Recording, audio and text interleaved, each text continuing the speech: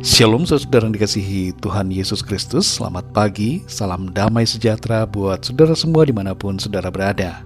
Doa dan harapan saya saudara semua selalu sehat, penuh sukacita dan berkat Tuhan. Sebelum kita mendengarkan renungan firman Tuhan, mari kita siapkan hati dan berdoa. Bapa kami yang di sorga, Bapa dalam nama Tuhan Yesus Kristus, kami bersyukur hari ini kami boleh bangun kembali dengan kekuatan, kesehatan dan berkat kebaikan Tuhan. Kami percaya Tuhan sudah menyediakan yang terbaik bagi kami di sepanjang hari ini. Pada saat ini Tuhan kami mau mendengarkan sabda firman-Mu, urapi setiap kami, dan berikan kami pengertian untuk semakin mengenal dan memahami akan kehendak-Mu. Dalam nama Tuhan Yesus kami berdoa. Haleluya. Amin. Saudara yang dikasihi Tuhan, pembacaan Alkitab kita pada saat ini terdapat dalam kitab Kisah Para Rasul pasal yang keempat. Saudara dapat membacanya secara pribadi setelah mendengarkan renungan ini.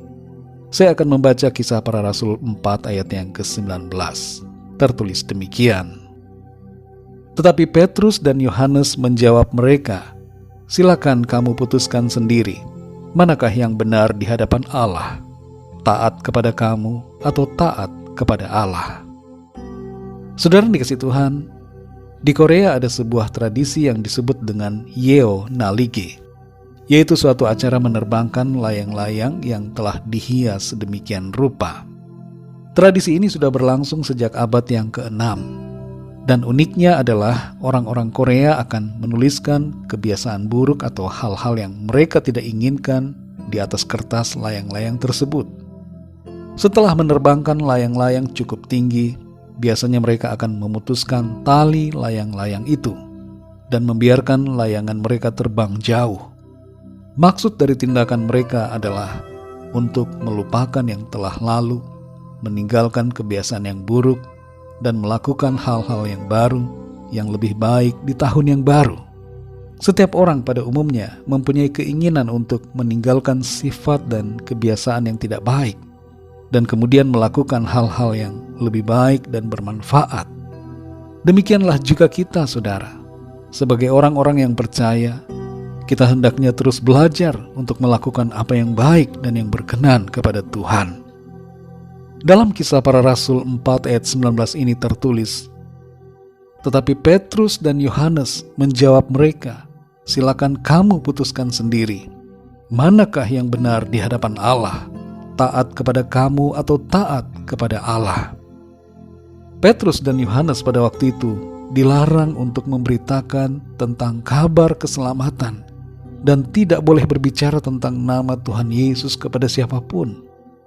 Tapi di hadapan para tua-tua dan imam-imam Yahudi pada waktu itu, mereka menjawab dengan suatu pernyataan yang tegas, yang mengandung makna bahwa mereka harus lebih taat kepada Allah daripada kepada manusia.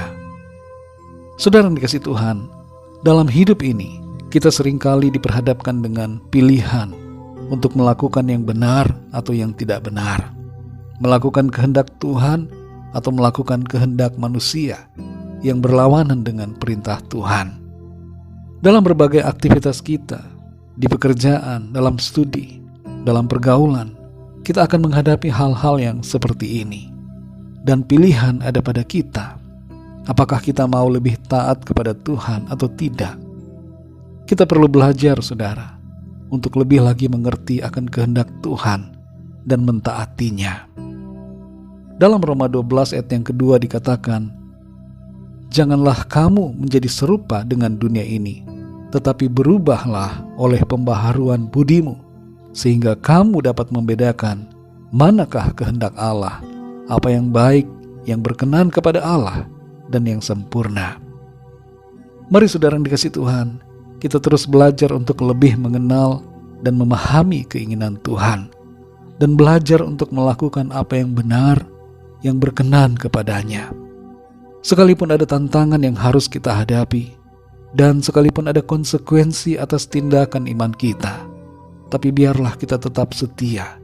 Jangan takut dalam menghadapi semuanya. Memasuki setiap hari yang baru, mari kita tinggalkan sikap dan kebiasaan yang tidak baik, dan terus melatih diri kita untuk hidup menuruti kehendak Tuhan, mentaati Dia lebih lagi. Tidak ada yang lebih baik daripada mentaati Tuhan.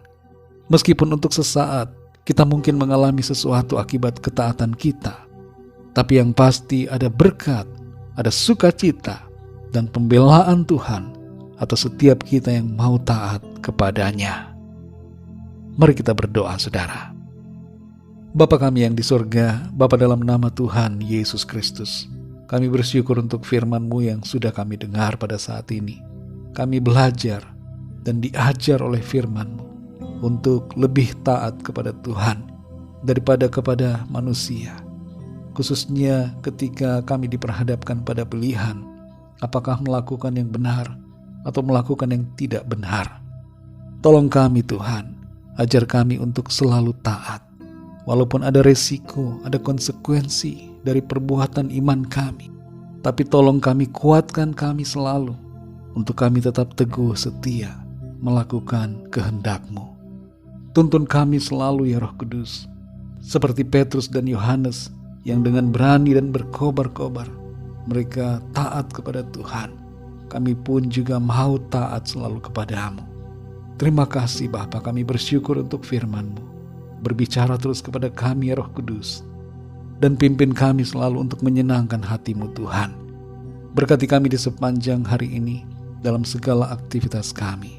Biarlah semua yang kami kerjakan menyenangkan hati Tuhan dan memuliakan nama-Mu. Kami berdoa untuk lawatan Tuhan. Sembuhkan yang sakit, kuatkan yang lemah, berikan semangat kepada yang berputus asa. Lepaskan yang terikat dan terbelenggu dosa dan kuasa kegelapan, dan nyatakan pertolongan-Mu Tuhan bagi setiap kami yang sedang dalam persoalan. Kami percaya kami alami kemenangan, sukacita dan berkat Tuhan. Terima kasih Bapa, hanya dalam nama-Mu yang kudus, nama Tuhan Yesus Kristus, Tuhan dan Juru Selamat kami sudah berdoa dan mengucap syukur. Haleluya. Mari sama-sama kita berdoa doa Bapa kami. Bapa kami yang di surga, dikuduskanlah nama-Mu, datanglah kerajaan-Mu, jadilah kehendak-Mu di bumi seperti di sorga. Berikanlah kami pada hari ini makanan kami yang secukupnya, dan ampunilah kami akan kesalahan kami, seperti kami pun mengampuni orang yang bersalah kepada kami. Dan janganlah membawa kami ke dalam pencobaan, tetapi lepaskanlah kami daripada yang jahat. Karena Engkau-lah yang punya kerajaan, dan kuasa dan kemuliaan, sampai selama-lamanya. Amin. Terimalah berkat Tuhan. Tuhan memberkati engkau dan melindungi engkau. Tuhan menyinari engkau dengan wajah-Nya dan memberikan kasih karunia. Tuhan menghadapkan wajah-Nya kepadamu dan memberikan damai sejahtera. Berkat anugerah dari Bapa Surgawi, cinta kasih karunia dari Tuhan Yesus Kristus, dalam persekutuan dan penghiburan Roh Kudus, menyertai kita semua, sekarang ini dan sampai selama-lamanya. Dalam berkat nama Tuhan Yesus Kristus. Haleluya. Amin. Puji Tuhan, saudara yang dikasihi Tuhan, saya percaya firman Tuhan menjadi berkat dan kekuatan buat saudara semua, dan Roh Kudus akan menolong saudara untuk lebih lagi memahami kebenaran firman Tuhan. Tuhan Yesus memberkati saudara semua. Sampai jumpa dalam renungan yang berikutnya. Haleluya.